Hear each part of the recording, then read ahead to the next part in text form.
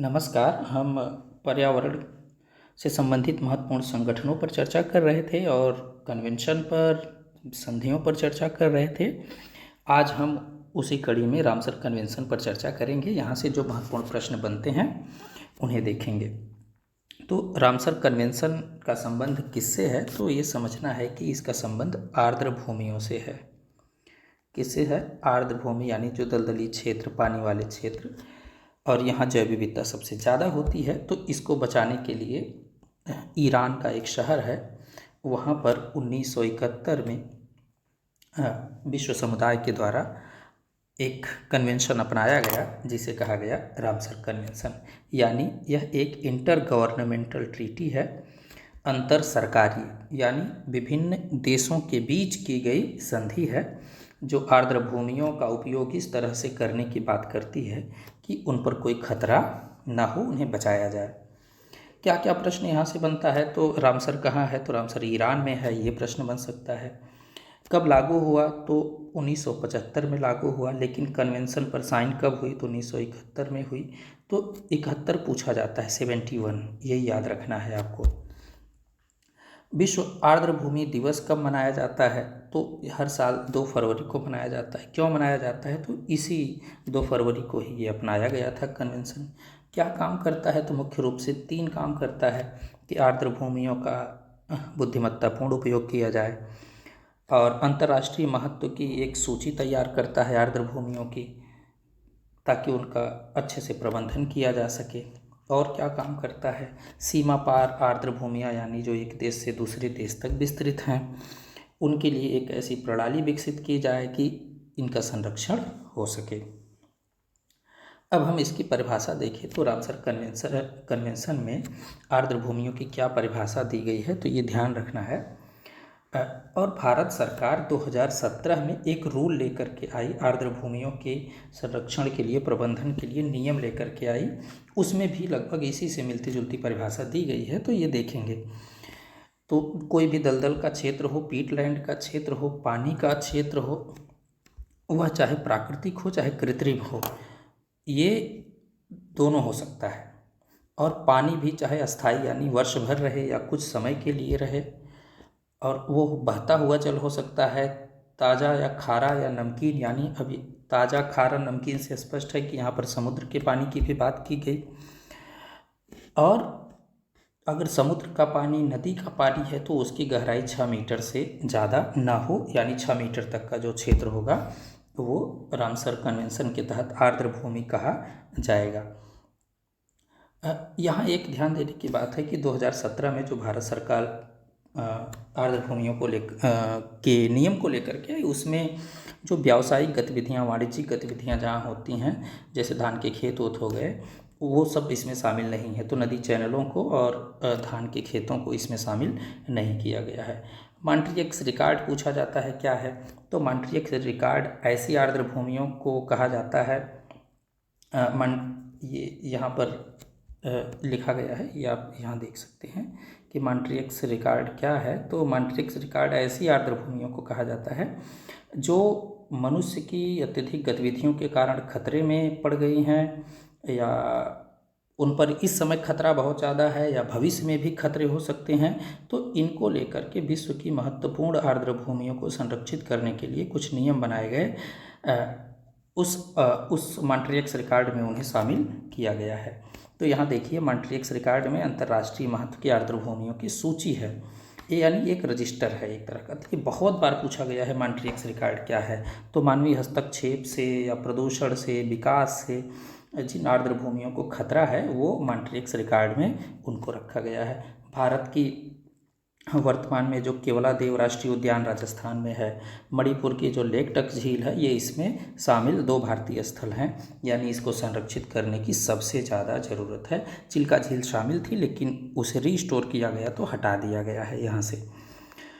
अब देखो, भारत सरकार अपनी आज़ादी का अमृत महोत्सव मना रही है, तो एक आर्द्र भूमियों के लिए उसी के साथ तय किया गया कि आज़ादी के 75 वर्ष में कम से कम हम 75 आर्द्र भूमियों को रामसर कन्वेंशन में सम्मिलित कराएं।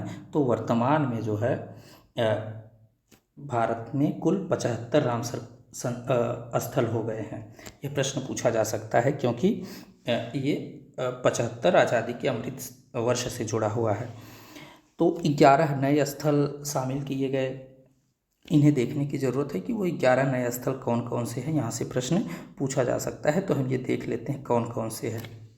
तो ये देखिए, टम्पारा झील पूछा जा सकता है, कहाँ पर है, तो ये उड़ीसा में है।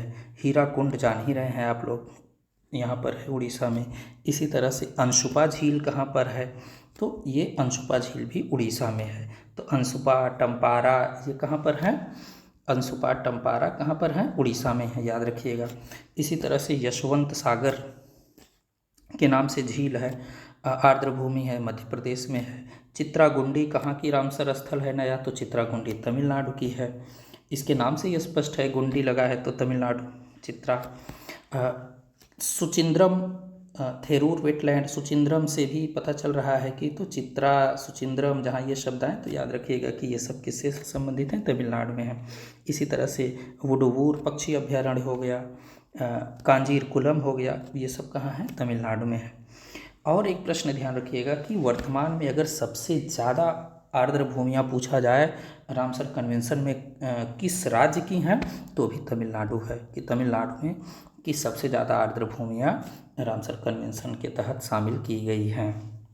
ठाड़े क्रीक कहाँ पर है, ये नया रामसर स्थल महाराष्ट्र में है। हाइगम वेटलैंड जम्मू कश्मीर में है। अब देखिए शालबुग वेटलैंड ये कहाँ पर है, तो ये भी जम्मू कश्मीर में है। अब उत्तर प्रदेश की परीक्षाओं के लिए बहुत इम्पॉर्टेंट है कि उत्तर प्रदेश की जो आर्द्र भूमियाँ हैं, कुल 10 आर्द्र भूमियाँ उत्तर प्रदेश की हैं जो रामसर स्थल में शामिल हैं, तो इसे भी देख लेते हैं। तो ऊपरी गंगा बैराज ये बहुत पहले से है, 5 से है, लेकिन 2019 में इकट्ठे कई स्थलों को शामिल किया गया, तो इसके बारे में पूछा जा सकता है। अब जैसे नवाबगंज पक्षी अभ्यारण्य, तो जिला पूछ लेगा कहाँ पर है, तो नवाबगंज पक्षी अभ्यारण्य उन्नाव में है, ये एक रामसर स्थल है। सांडी पक्षी अभ्यारण्य पूछा जा सकता है, तो हरदोई में है सांडी। समसपुर पक्षी विहार पूछा जा सकता है, कहाँ पर है, तो समसपुर है रायबरेली में। कहाँ पर है, रायबरेली में। समन पक्षी विहार, तो समन है मैनपुरी में। पार्वती अर्गा तो पूछा गया है, बहुत बार पूछा गया है।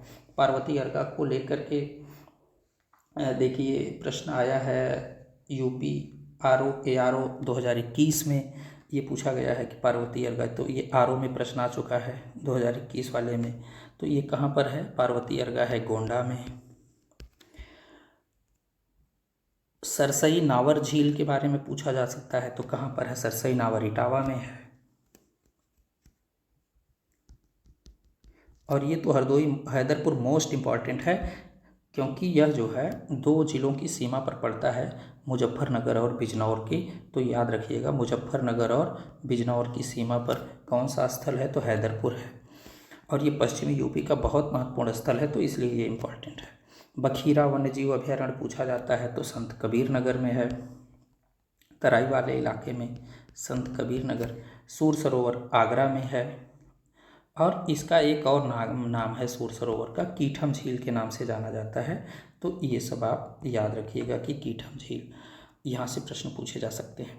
तो ये कुछ महत्वपूर्ण स्थल थे, और आप सब कम से कम इस नेट पे सर्च करके या किसी मैप में ज़रूर रामसर स्थल देख लीजिएगा कि कौन कौन सी आर्द्र भूमियाँ हैं।